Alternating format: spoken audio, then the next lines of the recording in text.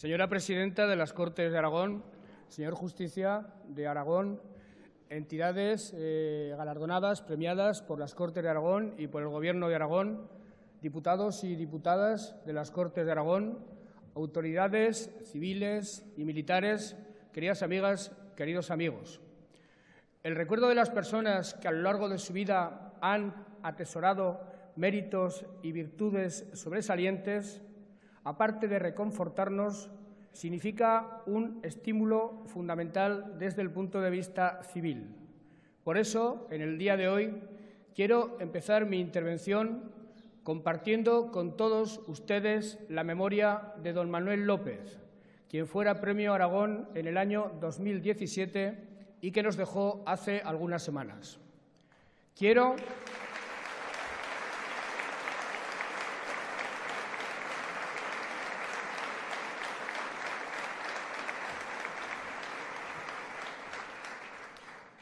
como no, sumarme al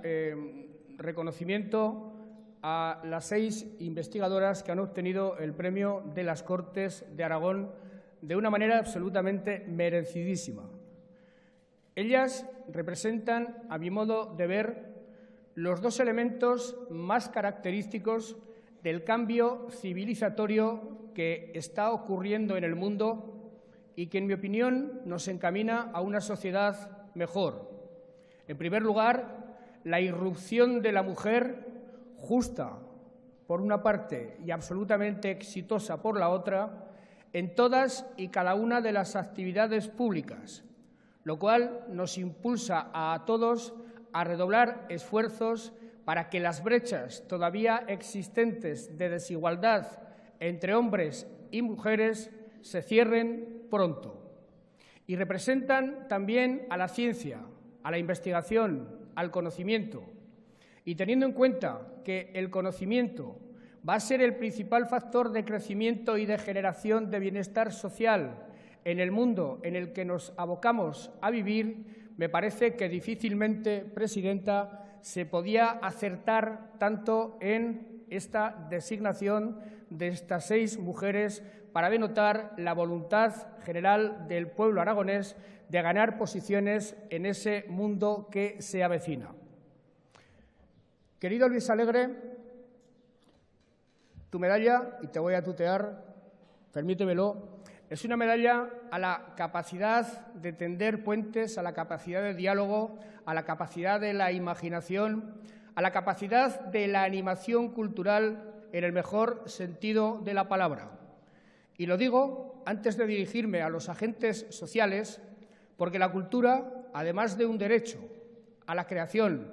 y además de un derecho al disfrute, es y debe ser una industria generadora de empleo de calidad, generadora de riqueza y, además, generadora de una de las mejores imágenes de marca con las que Aragón puede proyectarse al mundo. Y eso, Luis, tú lo has hecho siempre muy bien. Y en cuanto a los agentes sociales, Premio Aragón del año 2018, serían redundantes mis palabras respecto a lo que ya se ha dicho. Representan una de las mejores partes de la sociedad aragonesa. Representan al mundo de la iniciativa económica y al mundo del trabajo. Aragón está creciendo por encima de la media española. En Aragón se está generando más trabajo que en el resto de España. Y eso es mérito de los trabajadores y de los empresarios, y es también mérito del diálogo entre ellos, porque la generación de un clima de paz social se convierte en un potente tractor de inversiones, en un potente generador de oportunidades. Se puso de manifiesto de manera absolutamente clara en el mes de enero en la negociación del convenio de Opel. Saludo desde aquí a su director. Pasamos unos días sobrecogidos porque sabíamos lo que estaba en juego y el feliz desenlace de aquella negociación ha supuesto activar y convertir a la automoción aragonesa en uno de los puntales de nuestra economía, en uno de los sectores estratégicos en los que más podemos creer de cara al futuro. Por lo demás, queridas amigas, queridos amigos, Este es un año pródigo en efemérides de mucha significación. Este año se celebra el 9º centenario de la incorporación de Zaragoza al Reino de Aragón.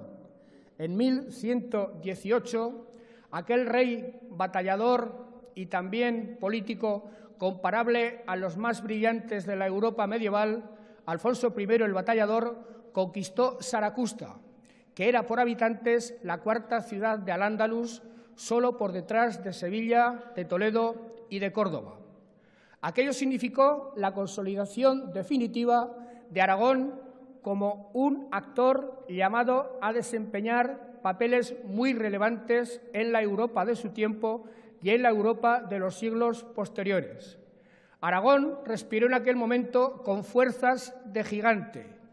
y reveló su clarísima vocación de no dirigir sus energías hacia adentro, sino de hacerlo hacia afuera. Y reveló que donde más desarrollaba su genio como pueblo, donde más desarrollaba su genio como comunidad política, era precisamente trascendiendo esas energías al exterior, siendo motor de una de las formaciones políticas más importantes de la Europa medieval, la Corona de Aragón, y en un momento determinado siendo motor también de la unificación de España a partir del matrimonio de los reyes católicos de Isabel y de Fernando. Y este año se celebra también el 40º aniversario de la aprobación de la Constitución, el hecho central de una transición que asombró al mundo, de una transición de la dictadura a la democracia, producido de una manera virtuosa por una excelente generación de políticos españoles y que tuvo entre sus elementos más importantes el de la creación del Estado de las Autonomías. Aquello supuso que en el mes de abril del año 1978 se creara el ente preautonómico, se creara la DGA. Después de 271 años sin instituciones propias de autogobierno, después de los decretos de nueva planta, que, por cierto, lejos de perjudicar a Cataluña y al País Vasco, los favorecieron siempre, los Borbones, las dictaduras, la República, todos los regímenes han favorecido a Cataluña y al País Vasco en detrimento de los demás. Después de esos 271 años, Aragón recuperaba su autogobierno y a fe, queridas amigas y queridos amigos, que el autogobierno le ha sentado de maravilla a nuestra comunidad. Hemos podido organizar nuestros servicios a nuestro modo y acomodándolos a las demandas de la ciudadanía. Por eso es por lo que en estos 3 últimos años los presupuestos de sanidad, educación y políticas sociales en nuestra comunidad han sido los más altos de España. Han crecido más que ningún otro. Nos hemos dotado, a través del Estatuto de Autonomía, de un potente elenco de derechos y de los instrumentos para defender esos derechos, los hidráulicos y todos los demás. Y, por otra parte, hemos sido capaces de desplegar todas las capacidades de la comunidad, las capacidades creativas en el mundo de la cultura o en el mundo de la industria, de la economía, todo el inmenso caudal de talento que tiene esta sociedad y que durante demasiado tiempo permaneció anulado por la falta de voz política, por la falta de instrumentos políticos que los desarrollaran. Hay un elemento más producido por el autogobierno, pero a él me voy a referir de manera más extensa. Señoras y señores, diputados, diputadas, somos españoles porque antes fuimos aragoneses. Eso quiere decir que somos parte constitutiva de España, de este gran país, y por tanto nuestro devenir está absolutamente asociado al devenir del conjunto de España, al devenir del resto de los españoles. Y a la vez somos, en cierto modo, parte constituyente, es decir, insisto, en cierto modo, parte fundadora. Y eso carga sobre nuestros hombros una responsabilidad añadida. Durante mucho tiempo hemos vivido ausentes del ejercicio de esta responsabilidad. Pero ha llegado un momento, queridos amigos, ha llegado la hora en que ya no podemos desentendernos. Ha llegado un momento en el que 3 crisis asolan a España de norte a sur, de cabo a rabo, de este a oeste, una crisis política, una crisis social y una crisis territorial, cada una de ellas por separado, capaces de inquietarnos y capaces de exigir nuestros mejores esfuerzos para superarlas. Una crisis política que en este momento, con demasiada frecuencia, atenaza el funcionamiento normal de las instituciones. Una crisis social heredada de una crisis económica superada como tal, pero que ha dejado heridas sociales no cerradas que están generando desigualdades absolutamente insoportables. Y una crisis territorial cuyo detonante para estallarnos en la cara de manera clamorosa ha sido el proceso separatista de Cataluña. La responsabilidad de los destrozos que ese proceso está causando pertenece fundamentalmente y por activa a los propios separatistas. Pero no podemos ignorar, queridas amigas y queridos amigos, que todos, de una u otra forma, hemos sido responsables. No podemos olvidar que el Estado, desde hace muchos años, se ha replegado sobre sí mismo, dejando Cataluña sin presencia de las principales instituciones que, por otra parte, lo están en el conjunto del país. Y ello como consecuencia de una política de apaciguamiento para saciar los apetitos independentistas que, como todas las políticas de apaciguamiento que en la historia han sido, no han surtido absolutamente ningún efecto.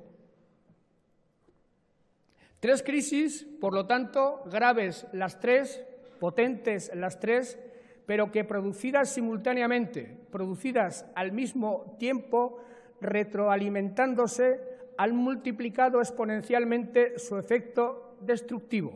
hasta hallarnos en este momento, queridas amigas y queridos amigos, sumidos en una crisis nacional de una vastedad y de un calado como yo, desde luego, a lo largo de mi vida, y tengo ya 60 años, no me podía imaginar que fuera a vivir.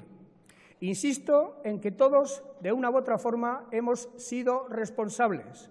porque desde hace mucho tiempo hemos desertado de la obligación de reivindicar a España como el gran país que es, de la obligación de reivindicar una idea de España seductora y acogedora para todos los territorios españoles y para todos los sectores de la sociedad española. Por una parte, ha habido quienes han intentado recentralizaciones del Estado que eran una vuelta indeseable a otro tiempo. Por otra parte, ha habido quienes han identificado la defensa de la unidad de España con la reivindicación del franquismo. Ha habido quienes, de una manera absolutamente equivocada, han entendido que la transición fue una operación política fallida que dio lugar, por tanto, a una democracia ilegítima. Han entendido también que cabía atribuirles a los nacionalismos periféricos una superioridad moral de la que carecen absolutamente. Ha habido sectores de la sociedad española, y sigue habiéndolos, que se avergüenzan de nuestra historia y de nuestra cultura y que siguen presos de ese complejo de inferioridad atávico que nos ha hecho sentirnos inferiores a los países de nuestro entorno. Uno no puede invitar a que permanezca en su casa a alguien que se siente incómodo en la misma, siendo que el propio que invita al que se quiere ir no está a gusto en esa casa o le pone peros a esa casa. Y por eso yo creo, sinceramente, que ha llegado el momento de reivindicar a España como el gran país que es, de reivindicar a España como un país acogedor y seductor para todos, de reivindicar a España como el país que se hizo universal a través de su historia y de su cultura hace 500 años, de reivindicar la España de Lope de Vega y de Quevedo, pero también de los hermanos Argensola o de Gracián, de reivindicar la España de las Cortes de Cádiz, que dieron al mundo el término liberal, de reivindicar la España de la institución libre de enseñanza, de Machado y de Azaña, pero también de Menéndez Pelayo, de reivindicar la España de Ortega y Gasset y Eugenio d'Ors, pero también de Lucas Mallada o del gran Joaquín Costa, de reivindicar la España de la residencia de estudiantes, donde convivieron tres de los genios más importantes de la cultura del siglo XX, el andaluz Lorca, el aragonés Buñuel y el catalán Dalí, o por ir a tiempos más cercanos, de reivindicar la España del Camarón de la Isla, de Joaquín Sabina, de Joan Manuel Serrat o de José Antonio Labordeta, de reivindicar la España regida por una de las constituciones más avanzadas del mundo en libertades y en derechos, la España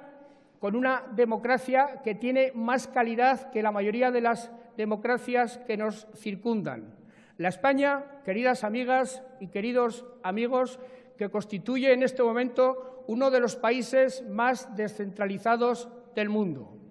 Ha llegado la hora de reivindicar a España como espacio de ciudadanía,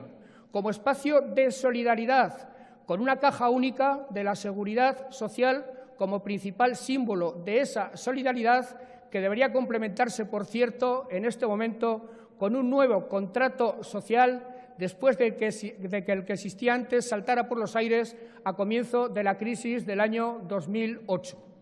Ha llegado ese momento, el de aglutinarnos todos en torno a un patrimonio, a un patriotismo constitucional fuerte, en torno a una Constitución y en torno a una idea compartida de nuestra historia y de nuestro futuro, y en torno a una compartición real de la riqueza y del trabajo.